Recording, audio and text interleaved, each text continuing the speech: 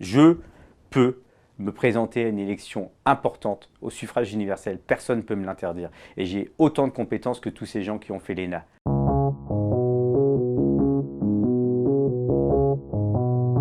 Bonjour, c'est Vicage Dorasso pour le HuffPost.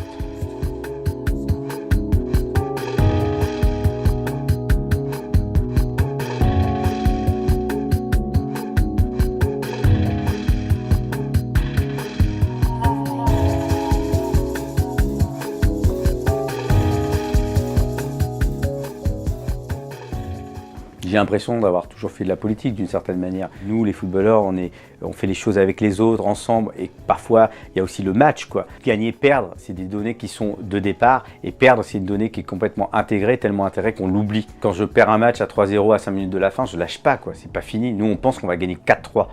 On est sûr et certain.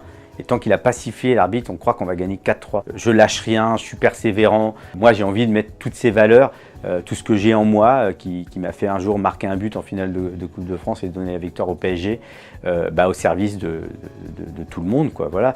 Faire la passe au football, c'est se lier, se relier, c'est faire société. On s'entraide, on fait des choses ensemble, on fait des choses pour les autres. Et c'est ce que je veux dans ma vie. L'espace public, pour moi, c'est très important. L'espace public, on est en train de nous l'enlever. Il appartient à tout le monde.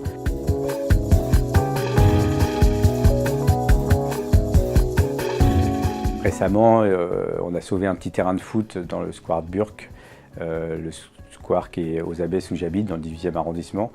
Le petit terrain était arrivé, les riverains se sont mobilisés pour le faire enlever. Et nous, avec d'autres personnes, et notamment les jeunes du quartier, on s'est mobilisés pour qu'il reste. Et on a gagné ce terrain face à la gentrification, face à la discrimination. Il y avait des petits jeunes qui jouaient sur ce terrain et on voulait les envoyer très loin parce que ça faisait baisser le prix du mètre carré. Je me suis tellement reconnu en eux que j'ai été obligé de mener ce combat et on a gagné. Et à la suite de ça, je me suis dit que, et autour de moi aussi, on m'a dit Vikash, tu as pu mobiliser 11 000 personnes sur une signature de pétition, ça veut dire que tu peux aller plus loin et il faut aller plus loin. Et je me suis dit que j'avais une sorte de responsabilité. J'aime bien la phrase de Toni Morrison qui dit que quand tu sens que tu t'es libéré, tu dois aller libérer quelqu'un d'autre.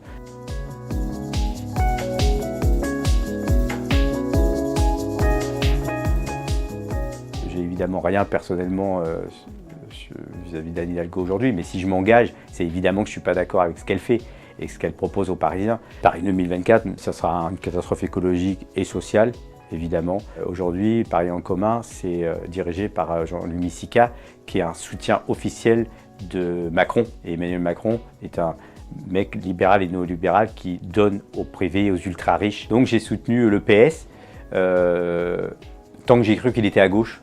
Paris est devenu une sorte de carte postale et c'est aussi devenu une sorte de start-up. On veut qu'on consomme. Nous, on est considérés comme des clients. On n'est pas considérés comme des habitants de la ville.